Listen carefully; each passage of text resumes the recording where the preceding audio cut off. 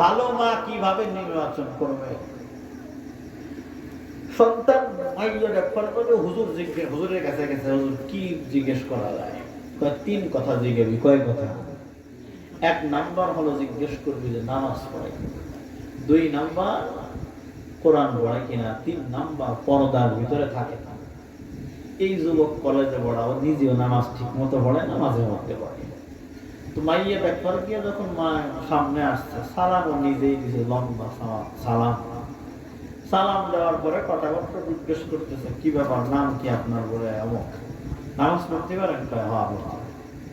তো কেন যেন একটু ভাট পড়া টাইপের যুবক, তো জিজ্ঞেস করছে যে নামাজ কয়? ফজরের নামাজ কয় রাকাত? এই তো আপনি জানেন না, 2 আত্মার মতন, মানে হলো 10 টাকা। তুই মাইয়ে দেখানোর সময় ভাবিরা থাকে দালাল, ভাবিরা দালাল না? এই দেখানোর সময় পাশের থেকে জানলার ফুটো দিয়ে ভাবি যে 2 আঙ্গুল উঁচা কইরা বলতেছে যে 4 রাকাত, 4 রাকাত। তোর ভিতর বলে ফেলাইছে আমি 10 রাকাত কইলাম, তাই হইলো না, 4 রাকাতে কি হয়? তো এই প্রশ্ন চলে গেল। দ্বিতীয় প্রশ্ন হলো, কোরআন পড়তে পারো? হ্যাঁ পড়তে পারো। তো একটু বড় দেখ।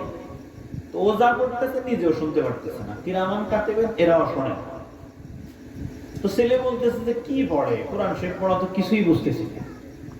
পাশের থেকে দালাল ভাবি যারা আছে এরা বলে আমাকে, যার যা হয়, যদি কে মেয়ের বসে সে কবে যে আমাকে মাইয়ে, ভাবি কবি যে আমাকে ননদুলো জন্মের লাজুক, এর সামনে যায় না, পায়ের স্যান্ডেলের আওয়াজ দিয়ে শোনা যায় না। আর কোরআন শরীফ দেয় না, কাঁপতে কাঁপতে করে দিতেছে। তুই মাইয়ে দেখার খবর শুই না, ওর সাথে যে যুবক ভার্সিটিতে পড়ে সেও হয়।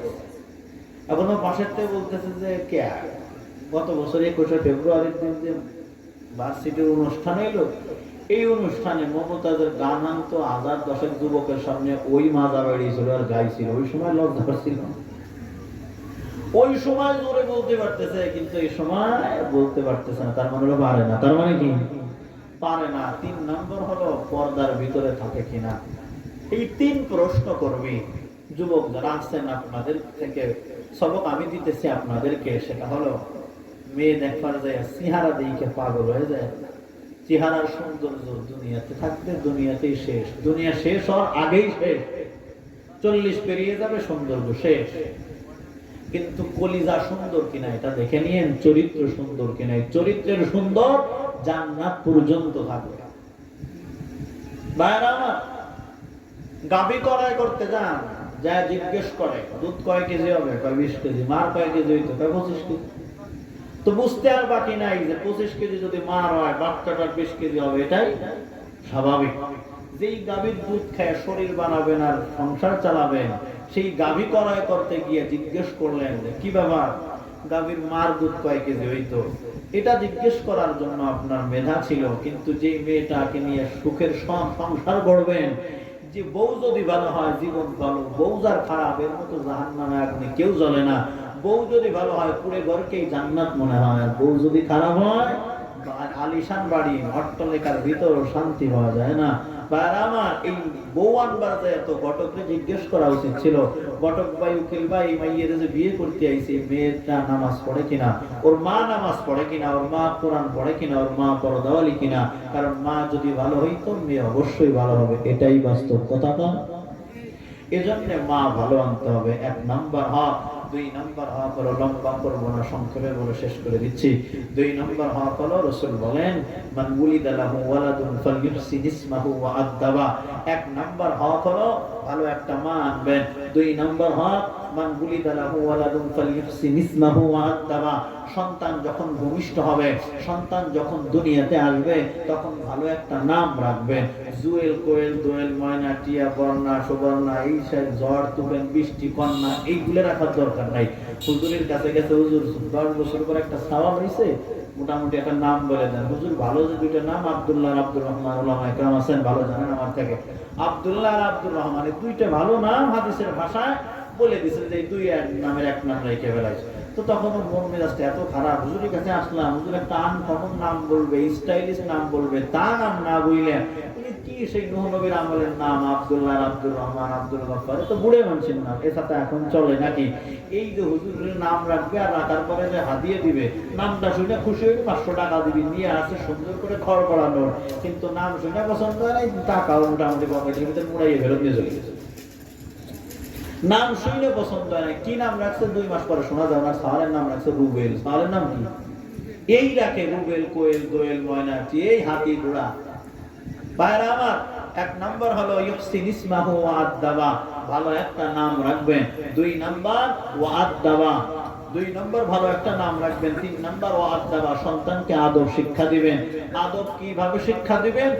আদব শিক্ষার মূল জায়গা, মূল মারকাজ, প্রথম বিদ্যাপীঠ, প্রথম শিক্ষালয়, প্রথম স্কুল, প্রথম মাদ্রাসা হলো মা বাবা। প্রথম মাদ্রাসা কি? মা বাবা। আদব শিখবে সন্তান প্রথম মা বাবার থেকে। এজন্য ইমাম গাজালি আলাইহির রহমা উনি বলেন, স্বামী এবং স্ত্রী অন্তরঙ্গ মুহূর্তের সময় আলাদা যখন থাকবে তখন তারা কি বলবে সেটা তাদের ব্যক্তিগত ব্যাপার, কিন্তু 2 বছর, 3 বছর, 1.5 বছর, 2.5 বছরের বাচ্চার সামনে মা বাবা, স্বামী স্ত্রী যখন কথোপকথন করবে, কথাবার্তা বলবে, তখন স্বামীও স্ত্রীকে আপনি বলবেন, স্ত্রীও স্বামীকে আপনি বলবেন। কেন বলবেন? সন্তানের সামনে তুমি আর তুই ভাষা বলবা না। কেন? সন্তান যখন দেখবে মাও পায় আপনি, বাবাও পায় আপনি, তখন এই সন্তান আপনি আপনি শিখবে, তুই আর তুমি শিখবে না। এজন্য অনুরোধ করে বলতেছি, সন্তানের বাবা যারা হইছেন, বিড়ি আর ছাড়তে পারতেছেন না, ছাড়তেই যদি না পারেন, অন্তত সন্তানের সামনে বিড়িটাই নেন না। গুনাহ না করে ছাড়তে পারতেছেন না, টিভি দেখতেই হয়। আপনি জানেন সন্তান এই দোকানে আসে কিরাম খেলার জন্য, ওই দোকানে দাঁড়ায় কিরাম খেলেন না, কারণ সন্তান যদি এসে দেখে যে বাবাও টিভি দেখে, এই সন্তান আপনারে ভয় করবে না জিন্দেগিতেও। সন্তানের সামনে যদি বিড়ি টানেন, এই সন্তান 2-4 বছর পরে আপনার সামনে সিগারেট ধরাবে, বিন্দু পরিমাণ ভয় করবে না। 2-4-5 বছর যখন বেরিয়ে যাবে, তখন দেখবে যে বাবার হাতেও বিড়ি, সাউলের হাতেও বিড়ি, সাউল করে আমার তো গ্যাস লাইট নেই আব্বা, তোমারটাতেও আমি একটু ধরাই খাই, এই করবে না তো? এজন্য ওয়াদদাবা, রাসূল বলেন আদব শিক্ষা দিবেন। আদব শিক্ষার মূল জায়গাই হলো মা বাবা। মা বাবা সন্তানকে আদব শিক্ষা দিবেন। মা বাবাই হলো প্রথম মারকাজ, প্রথম বিদ্যালয়, প্রথম বিদ্যাপীঠ। এজন্য মা বাবার থেকে সন্তান প্রথম আদব শিক্ষা গ্রহণ করবে। এরপরে যখন একটু বড় হবে, তখন এই সন্তানদের আদব শিক্ষা দিবেন কিভাবে? সায়েন্স, আর্টস, কমার্স, ফিজিক্স আর কেমিস্ট্রি আর রসায়ন আর কি বলে অন্য কোন বিদ্যা দিয়ে সন্তানকে আপনি আদবওয়ালা বানাতে পারবেন না। রাসূল বলেন, সন্তানকে যদি আদবওয়ালাই বানাতে হয়, ডাক্তার, ডক্টর, প্রফেসর, ইঞ্জিনিয়ার, সাহিত্যিক, কবি পরে বানাও, তবে সন্তান যখন ছোট থাকে তখন আদবের যে বই আছে, যে বই পড়লে মানুষ আদবওয়ালা হয়ে যায়, যে গাইড বুক মানলে মানুষ আদর্শবান মানুষ হয়ে যায়, সেই গাইড বুকের মাধ্যমে সন্তানের সিনায় আদব ঢুকায় দাও। কেমন করে? কোরআনের শিক্ষা দিয়ে সন্তানের সিনায় আদব ঢুকায় দাও। কোরআনের শিক্ষায় মানুষ শুধু শিক্ষিত হবে তা না, জাগতিক শিক্ষা, জেনারেল শিক্ষায় মানুষ শিক্ষিত হয়, তবে আদবওয়ালা হয় না। জাগতিক শিক্ষায় মানুষ শিক্ষিত হয়, তবে আদর্শবান মানুষ হয় না। আদর্শবান মানুষ যদি হতে চান, সন্তানকে বানাতে চান, তাহলে কোরআনের শিক্ষা দিয়ে সন্তানকে আদবওয়ালা বানায় দেন। তাই যদি না হতো, এদেশে অনেক ডাক্তার, ডক্টর, প্রফেসর, ইঞ্জিনিয়ার, সাহিত্যিক, কবি, সরকারি বড় অফিসার, বিসিএস কর্মকর্তা, বড় বড় টাকার মালিক, এদের অনেকের খবর মিডিয়ার মাধ্যমে আপনারা দেখেছেন, যাদের অক্লান্ত পরিশ্রমের ফল হিসেবে সন্তান আজ বড় জায়গায় বসেছে, সেই মা বাবাকে তারা বৃদ্ধাশ্রমে ফালায় আসছে, জীবনও খবর নেয় না। আর কোরআনওয়ালা, মাদ্রাসাওয়ালা, 3000 টাকা মসজিদের ইমামের বেতন, এই 3000 টাকা বেতনের ইমামের মা বাবা একজনও বৃদ্ধাশ্রমে রাস্তায় বসে ভাতের জন্য কান্না করে, কেউ দেখাতে পারবে না। এজন্য এটাই প্রমাণ করে, আমার দাবিও যদি সত্য না হয় তাহলে এটা মিথ্যা হতো। আমার দাবির সাথে এটাও যেহেতু সায় দিচ্ছে, এজন্য আমি বলতে বাধ্য হচ্ছি, সেটা হলো, মানুষ বলে সব শিক্ষা জাতির মেরুদণ্ড। কথাটা গলত, মাশহুর, মানে প্রসিদ্ধ ভুল। শিক্ষাই জাতির মেরুদণ্ড নয়। কারণ হলো, এখানে ঢালাও ভাবে বলার কোনো সুযোগ নাই, বরং আলাদা করে বলতে হবে, তাইন করে বলতে হবে। সব শিক্ষা জাতির মেরুদণ্ড নয়, একমাত্র কোরআনের শিক্ষাই জাতির মেরুদণ্ড। কোরআনের শিক্ষায় মানুষকে শিক্ষিত বানায়, কোরআনের শিক্ষায় মানুষকে আদবওয়ালা, আদর্শবান উম্মত বানায়। 3 নাম্বার, 4 নাম্বার হলো ফাইদা বালাগা ফালিয়ুযাব্বিজ ফাইন বালাগা ওয়া লাম ইউযাব্বিজ ফাআসাবা ইসমান ফাইন্নামা ইসমুহু আলা আবি। রাসূল বলেন 4 হকের 1 নাম্বার হক হলো ভালো মা আনেন ঘরে, 2 নাম্বার সন্তান ভূমিষ্ঠ হওয়ার পর সুন্দর একটা নাম রাখেন, 3 নাম্বার সন্তানকে আদব শিক্ষা দিবেন, 4 নাম্বার ফাইদা বালাগা ফালিয়ুযাব্বিজ সন্তান যখন বালেগ হয়ে যাবে, সন্তান যখন বালেগ হয়ে যাবে, সন্তান যখন বালেগ হয়ে যাবে ফালিয়ুযাব্বিজ মুরব্বি যারা আছেন সাবালেগ সন্তান মেয়ে হোক আর ছেলে হোক যদি ঘরে থাকে আপনারা কান খুলে শুনে রাখেন। রাসূল বলেন ফাইদা বালাগা ফালিয়ুযাব্বিজ সন্তান যখন বালেগ হয়ে যাবে তখন যোগ্য এক পাত্র যদি হয় তাহলে পাত্রী দেখে, আর যদি মেয়ে হয় তাহলে ছেলে দেখে সুন্দর বিবাহ ভাবে বিবাহ বন্ধনে আবদ্ধ করে দেন। ফাইদা বালাগা ফালিয়ুযাব্বিজ সন্তান যখন বালেগ হবে মা বাবার দায়িত্ব হলো চরিত্রবান মেয়ে দেখে সন্তানকে বিবাহ বন্ধনে আবদ্ধ করায় দিবেন। এই জায়গায় আমরা অনেক দুর্বল মানে জন্মের দুর্বল, জন্মের দুর্বল, বিরাম্য ভাষায় না বললে মজা হচ্ছে না। জন্মের দুর্বল মানে একেবারেই দুর্বল, 4 বার হজ করছে, মোটামুটি নামাজ কাজা কিচ্ছু করে না, একেবারে কপাল কালো বানায় ফেলেছে, তসবিহ হাতের থেকে পড়ে না। এই মানুষটারে জিজ্ঞেস করলাম যে হাজী সাহেব আপনি যে সবকিছুই করেন, অনেক কিছুই তো ভালো করতেছেন, কিন্তু আপনি তো দায়ুসের কাতারে চলে যাইতেছেন, কিভাবে হুজুর এমন একটা কথা বললেন? এখন উনি তো বুঝতে না যে দায়ুস কি জিনিস, যদি ব্যাখ্যা করে তো এই ঝামেলায় পড়বো। যেহেতু স্বাভাবিকভাবে বলছে, উনি বুঝতে পারতেছে যে শব্দটা ভারী একটা ভালো না, কি অবস্থা এইভাবে বলতেছেন কেন? আমি বললাম যে আপনার যে ছোট ছেলেটার বয়স হলো 35 বছর, এখনো কেন বিবাহ বন্ধনে আবদ্ধ করায় দিতেছেন না? এই সন্তান যদি গুনাহ খাতা করে তাহলে তো খারাপ দেখা যায়। সন্তানটার বিয়ের বয়স পেরিয়ে যাইতেছে, বিয়ে দেন না কেন? তখন সন্তানের বাবা ডাক দিয়ে হুজুর ওই তো আমার কাছ থেকে বিড়ি চাই খায়, সুতরাং বউরেও কি খাওয়াবে? এই না ঘটনা। ভালো করে মনে রেখেন, আমার সমাজ আমার রাষ্ট্র বিবাহকে কঠিন করে ফেলেছে, বিবাহকে কঠিন করে ফেলেছে। 18 বছরের আগে কোনো মেয়ের বিবাহ হবে না। আরে ভাইজান 18 বছর পর্যন্ত আপনি বিবাহ ঠেকানোর জন্য রেডি আছেন, কিন্তু 18 বছর পর্যন্ত কোনো মেয়ের সতীত্বের জিম্মা নিতে পারবেন? ভালো করে মনে রেখেন, যতদিন পর্যন্ত বিবাহকে সহজ না করবেন ততদিন পর্যন্ত এই জমিন থেকে জিনা দূর হবে না। বিবাহকে কঠিন করার কারণে যুবক যুবতীরা যৌবনের চাহাত মেটানোর জন্য জিনাকে বেছে নিয়েছে।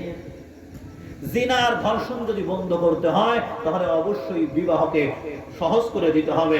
আপনার বক্তব্য এত কিছুই বোঝেন, আপনি এত সুশীল, অল্প বয়সে মেয়েটাকে বিবাহ দিলে কি সমস্যা হবে? এই একটা বাচ্চা হওয়ার পরে তো মেয়েটা রোগা হয়ে যাবে। এই খবর, এই ঘটনা, এই বক্তব্য তোমার চাইতে আল্লাহ ভালো জানতেন। আল্লাহ কম জানে না? 6 বছরের সময় রাসূলের সাথে বিবাহ বন্ধনে আবদ্ধ করা দিলেন আম্মা জান আয়েশা সিদ্দিকারে। 9 বছরের সময়, 9 বছরই যদি ধরি, 9 বছরের সময় রাসূলের ঘরে গেলেন, তাদের কিছু হইল না। তুমি এত সুশীল সমাজের মুসলমান, তোমার এখন বেঁধে যাইতেছে, তোমার বাঁচতেছে আমার মতের সাথে বাঁধে না, তোমার বাঁচতেছে সাংঘর্ষিক হচ্ছে রাসূলের হাদিসের সাথে। আর কোন মানুষ যদি রাসূলের হাদিসের দিকে বৃদ্ধাঙ্গুলি প্রদর্শন করে, ওকে কাফের বলা লাগবে না, বিনা ঘোষিতই কাফের। কথা বলেন। তো 4 নাম্বার হক হলো ফাইদা বালাগা ফালিয়ুযাব্বিজ সন্তান যখন বালেগ হয়ে যাবে তখন বিয়ে দিয়ে দেন। হুজুর খাবে কি? আল্লাহ কয়েছেন তা তোমার না দুদু নাহনু নারযুকুহুম ওয়া ইয়াকুম। আল্লাহ কয় তাদের রিজিক দেব, এরপরে তোমার রিজিক দিব, তাদের ওসিলায় তোমরা খাও, মানে ছোট গুলের ওসিলায় বড় গুলে খায়, এই নিয়ে তোমার কোনো টেনশন করা লাগবে না। অন্যত্র আল্লাহ বলেন ওয়া তারযুকু মান তাশাউ বিগাইরি হিসাব, আমি আল্লাহ আসমান থেকে রিজিক পাঠাবো বিগাইরি হিসাব, হিসাব ছাড়া রিজিক পাঠাবো। এই রিজিক নিয়ে টেনশন তোমার করা লাগবে না। নাম বলবো না, জ্বলন্ত প্রমাণ এখানেই আছে। আমার সাথে লম্বা সময় কথা হয়েছে, এই মানুষটা যখন বিয়ে করে আলাদা হয়ে যায় তেমন কিছুই ছিল না, এখন 2-4 থেকে 20 লক্ষ টাকার মালিক। বিয়ে করার পরে রিজিক বাড়ছে না কমছে?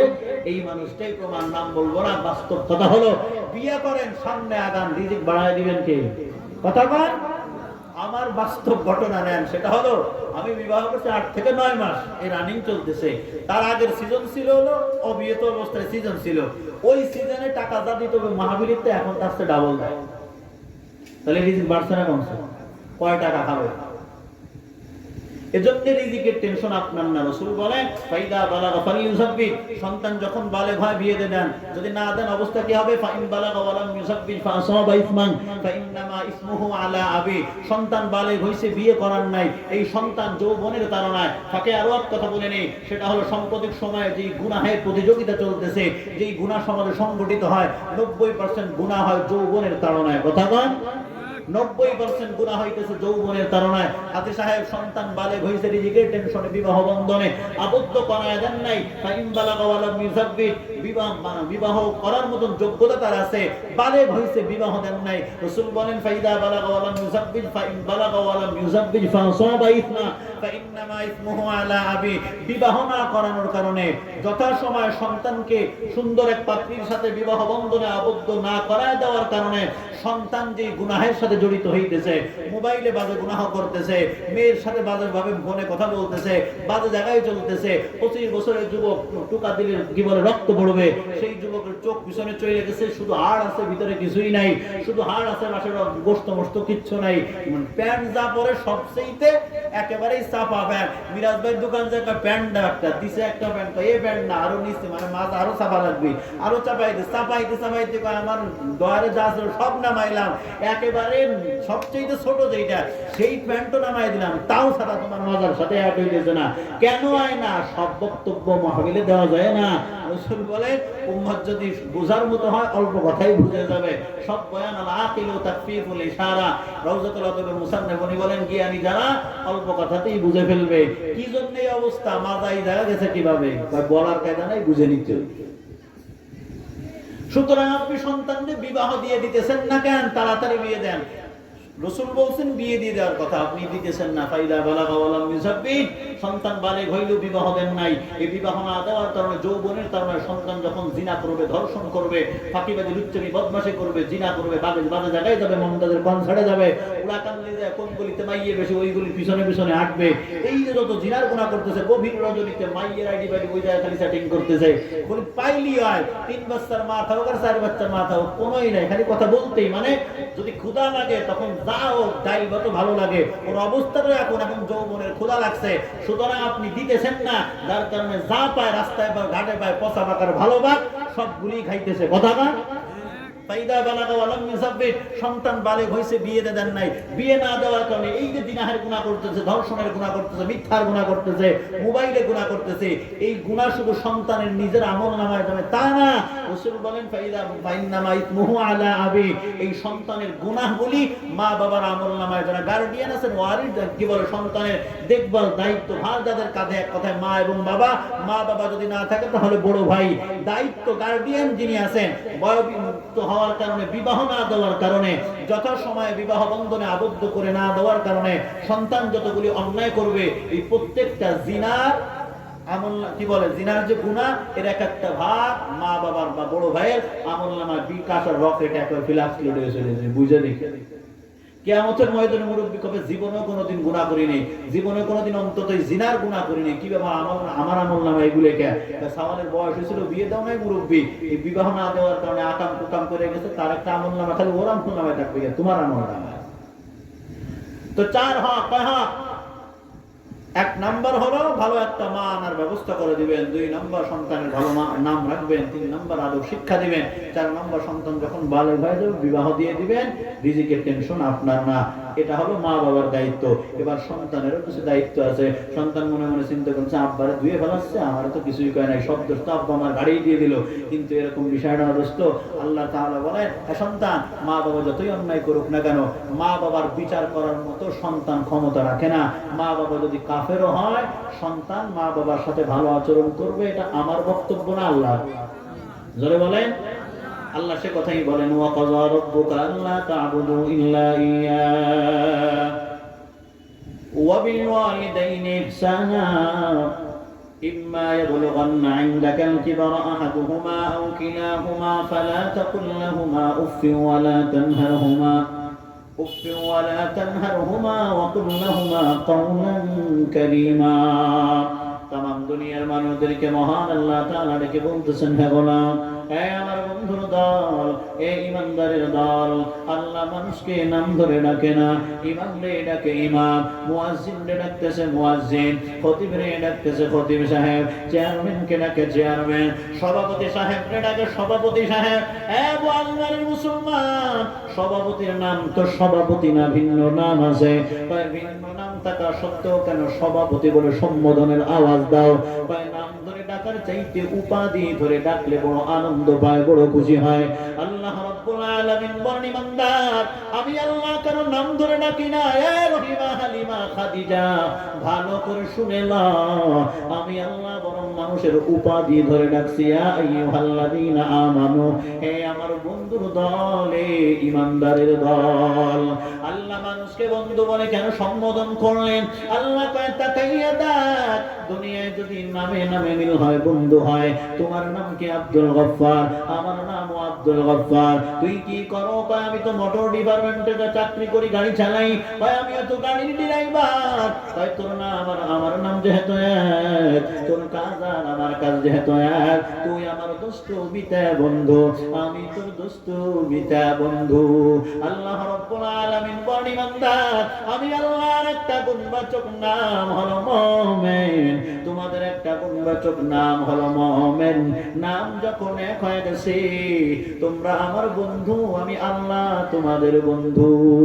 আল্লাহকে বন্ধু বানাইতে রাজি আছেন কারা কারা? হাত তোলেন। নারায়ে তাকবীর, নারায়ে তাকবীর, নারায়ে তাকবীর।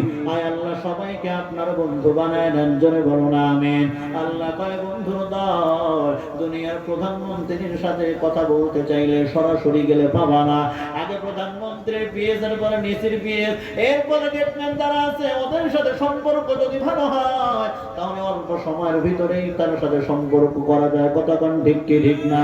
আল্লাহ কয় দুনিয়ার ইমানদার যারা আমি আল্লাহর সাথে বন্ধুত্ব স্থাপন করতেই চাও, তাহলে তোদের জন্য আমি আল্লাহ মাধ্যম বাতলা দিলাম। কোন মাধ্যম? দুনিয়ার ভিতরে এমন চারটি জিনিস আছে, যেই চার জিনিসের সাথে সম্পর্ক যদি ভালো হয়, তাহলে আমি আল্লাহর সাথেও সম্পর্ক ভালো হয়ে যাবে। সেই চারটি জিনিস কি কি একটু জানায় দেন। আল্লাহ কয় পয়গম্বর উম্মতকে জানায় দিয়ে, এমন চারটি জিনিস আছে যে চার জিনিসের দিকে তাকাইলে বান্দা কেমন যেন আমার দিকেই তাকাইয়া আছে। সেই চারটি জিনিসের সাথে সম্পর্ক যদি ভালো হয়, কেমন যেন বান্দা আমি মালিকের সাথে সম্পর্ক লাগায় দিছে। আল্লাহর নবী বলেন, আল্লাহ আপনি একটু জানায় দেন সেই চারটি জিনিস কটি শোনাকার একটু বয়ান করে উম্মতকে জানায় দেন। আল্লাহ কয় পয়গম্বর উম্মতকে জানায় দেন সেই চার জিনিসের এক নম্বর জিনিসের নাম হলো বাইতুল্লাহ। এক নম্বর জিনিসের নাম কি? জোরে বলেন। বাইতুল্লাহ মানে আল্লাহর ঘর, ওই কালো কাবা ঘর। এই ঘরটার সাথে আল্লাহর সম্পর্ক ভালো, সুতরাং এই ঘরের সাথে যাদের সম্পর্ক লাগায় দিতে পারবে, আল্লাহ তাদের সাথে আমার সম্পর্কটাও ভালো হয়ে যাবে। কেমন ভালো হবে? এই নবীর উম্মতের দল হজ যাত্রী হজ কমপ্লিট করার পরের পর রিটার্ন ব্যাক হয়ে যাইতেছে। এবার সবাই সামনে আগায় যায়, হাজী সাহেব বডি সামনে, কিন্তু তার চোখ কেমন যেন ঘাটা ঘুরাইয়া ওই কালো ঘরের দিকেই তাকাইয়া আছে। সাথীরা ডাক দিয়ে কয়, হাজী সাহেব ১.৫ মাসের হজের সফর, এই ১.৫ মাসের ভিতরে আপনারে কোনোদিন চোখে পানি আনতে আমরা দেখলাম না। আজকে আমরা সুন্দরভাবে হজ আদায় করে হজ কমপ্লিট করে বাংলার জমিনে পদার্পণের জন্য বিমান রেডি, টিকিট রেডি। আপনি কত সুন্দর খানা করা করেছে, এই আরবের বুকের খেজুর, আপনি জমজমের পানি, তসবিহ, যায় নামাজ, রুমাল, হাজি রুমাল, কত কিছুই করা করলেন। আত্মীয় স্বজন যারা আছে তারা আপনার অপেক্ষমান। আপনি দেশে যাবেন, তাদের সাথে কুশল বিনিময় হবে, সাক্ষাৎ হবে, এগুলি আদান প্রদান করবেন। কিন্তু হাজী সাহেব এই আনন্দ ঘন মুহূর্তে আপনার চোখের কোঠায় কেন পানি দেখা যায়? আমরা আপনাকে সামনের দিকে টানি, কিন্তু আপনি কেন এই দিকে তাকাইয়া আছেন? কেন কান্না করেন? হাজী সাহেব তখন ডাক দিয়ে কয়, রে হাজির দল, আমি তো কাঁদি না, কে যেন আমারে কাঁদায়। আমি তো কাঁদি না, কে যেন আমারে কাঁদায়। হাজী সাহেব এমন ভাবে তাকাইয়াছে যেমন ভাবে তাকাইয়াছিলেন মায়ের পয়গম্বর ফেরাউন কি বলে, আবু জাহেল, উতবা, সাহেবা, এদের যন্ত্রণার কারণে যখন আল্লাহর রাসূল নিজের মাতৃভূমি ছেড়ে বিদায় নিয়ে চলে যাবেন, থাকতে পারে না, আল্লাহ তাআলা এলাকা করে জিবরাইল আমিনের মাধ্যমে বক্তব্য পাঠায়, কয় পয়গম্বর, এই মক্কার জমিন আপনার জন্য অনুকূলে নয়, সুতরাং অল্প সময়ের জন্য আপনি মক্কা ছেড়ে মদিনায় হিজরত করে চলে যান। ওই দিন রাসূল সামনে আগায় না, গভীর রাত, বাইতুল্লাহর ওই কাবার কালো দিলাম ধরে কান্নার আওয়াজ, নিজের বাসায় চোখের পানি ছেড়ে কান্না করে ডাক দিয়ে করে, বাইতুল্লাহ, এই এলাকার মানুষ আমারে থাকতে দিল না, আমি চলে যাই, তবে অপেক্ষা কর, কান্না করবি না, আজ মুহাম্মদ মাজলুম হয়ে চলে যায়, কিন্তু এই মুহাম্মদ একদিন বাদশা হয়ে দেখা করবে। ইমামুল আউয়ালিন আল আখিরিন, বহরে সাদাকা রাহমাতাল লিল আলামিন, সাইয়্যিদুল কাওনাইন, খাতামুল মুরসালিন, আখির মাদবুদ, ফখরুল আউয়ালিন, শুদ্ধ ওয়াজুদাত, রাহমাতাল লিল আলামিন, মসজিদে ও শুদ্ধ হামারো এ জমিন। কষ্ট আপনার আর অল্প একটু চালানো যাবে তো ইনশাআল্লাহ। রাসূলুল্লাহ এইভাবে তাকাইছিলেন, নিজের মাতৃভূমি ছেড়ে দেওয়ার সময় হাজী সাহেব এইভাবে তাকাইয়া আছে, ডাক দিয়ে কয়, হাজী সাহেব কেন কান্না করেন, কেন তাকাইয়াছেন?